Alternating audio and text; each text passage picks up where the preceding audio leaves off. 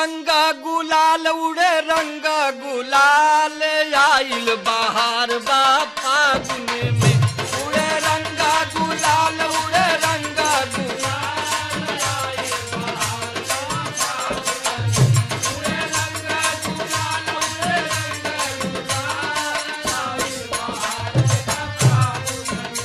अरे आइल बहार देखा फागुन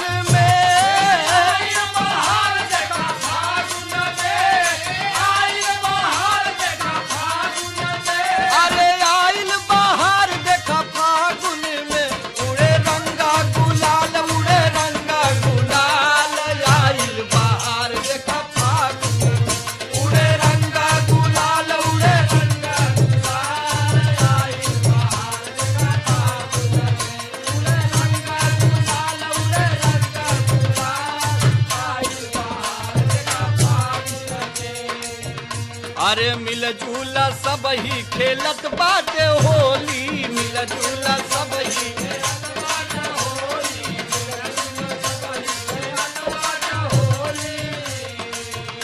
अरे बुराई का नाश बा अच्छाई का बोली बुराई का नाश बा अच्छाई का बोली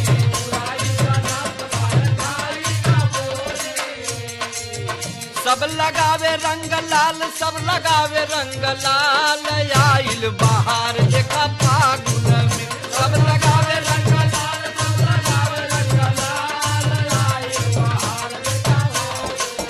सब लगावे रंग लाल सब लगावे रंग लाल आइल बहार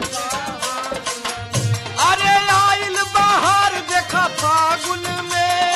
आइल बहार देखा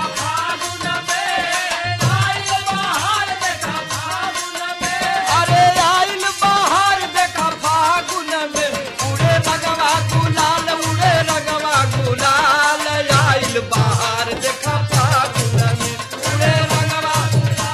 रंगवा होली है अरे सबही के सबही त जाला भवनवा सबही के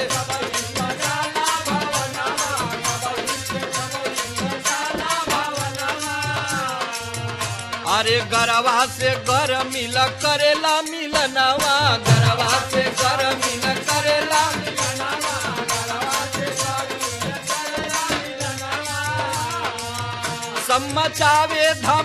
सम्मचावे धमाल आइल बहार